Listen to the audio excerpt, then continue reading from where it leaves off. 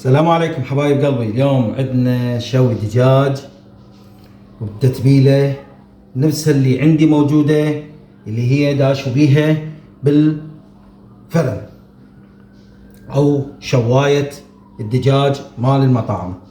بالبدايه نخلي خل ومي. خليت مي، غسلتها غسله زينه نظيفه، نظفتها من البطن. اهم شي البطن مالتها تتنظف همينه، لان انا راح اقصها واشويها.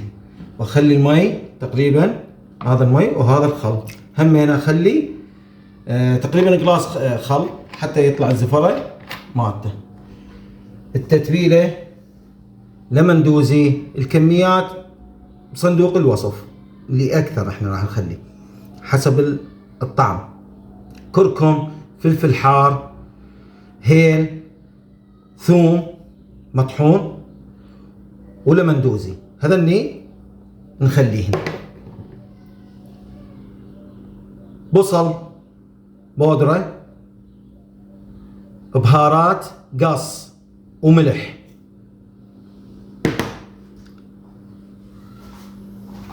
هيل، بصل، راس بصل واحد، هذني البهارات. وننقعها تقريبا 5 ساعات 6 ساعات. يعني اذا اريد اشتغلها بالغداء انا متبلها تقريبا ساعة ب8 بالليل ب9 حتى تاخذ نكهة مال البهارات اللي مسويها اني. هاي البهارات كلش حلوة، واي زفرة ماكو بعد بيها ان شاء الله. اغطيها واخليها بالثلاجة مكان بارد حتى تمتص النكهة والطعم الدجاج هذا. هسه ورا ما اكمل ثاني يوم راح اشتغلها. هسه نبدي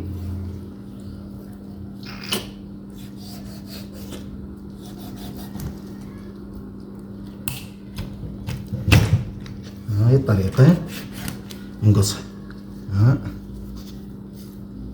ونقعدها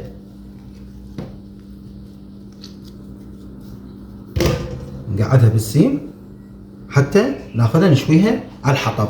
اليوم شوائنا على الحطب.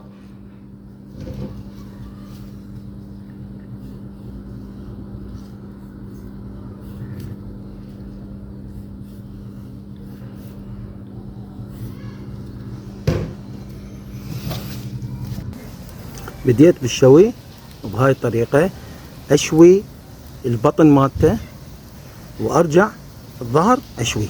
وبهاي الطريقة اني ابدي الشو مالتي، بحيث على مود لا تقسب ولا تحترق بسرعة. النار القوية خليتها بالبداية على البطن، وخليها على الجمر من تستوي البطن مالتها، بحيث تستوي على راحتها وعلى جمرية. هسه اشعل النار اخليها عمود تزيد الجمرية مالتها واخليها. وبهاي الطريقة قاعد شوي. اللي حاب اني يطلع سفرة يطلع بهاي هم تخميرتها، وهذا شويها. بعد ما اكمل البطن راح اشوي، وقدامكم هم اشوفكم بهاي الطريقة شلون نتحمر. وعلى كيفنا تقريبا 1.5 ساعة هذا الوجه، 2 ساعتين الوجه الثاني، لانه بيه جلد ما نريد نحمصه، والداخل مالته اللحم يبقى جامد، نريده على راحته. 2 ساعتين 1.5 ساعة، 2 ساعتين، ونخليه بين ما اقلبها وارجع لكم. هسه قلبت الوجه الثاني، راح ابدي على نار هادئة واعوفه 2 ساعتين على راحته يستوي، وارجع لكم.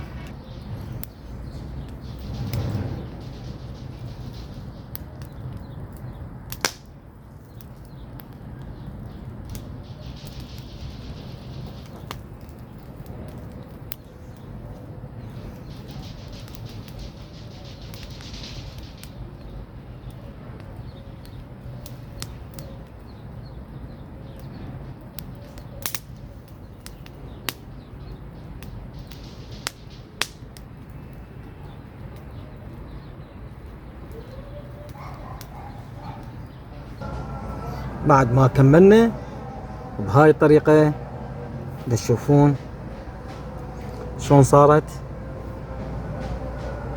الحمار مالتها. هسه راح نقدم لكم اياها بصحن التقديم. بعد ما كملنا نخلي له دبس الرمان، او تريدون تخلطوا له اي خلطة حامضة، خلي لها الشوي دبس الرمان كلش كافي عليه، وهاي لا تكثرون من عندها لانه هي الخلطة مالتكم كلش طعمها حلو. اي سؤال اي استفسار انا حاضر، راسلوني وانا اجاوبكم ان شاء الله. لا تنسونا باللايك، وهاي الخاطر المعجبين بابا والف عافية في مال الله.